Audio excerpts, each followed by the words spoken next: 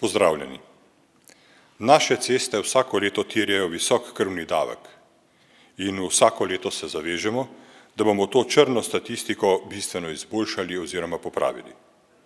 K temu nas zavezuje preprosta človečnost, družbena odgovornost in izjemna moralna dolžnost, pa vendar se stanje na naših cestah, ko gre za izgubljena in poškodovana življenja, še vedno dovolj ne popravi.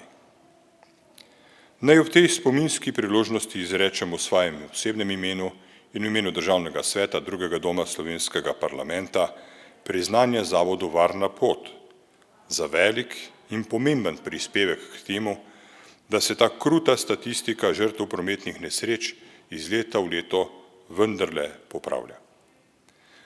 Na cestah nikoli nismo sami.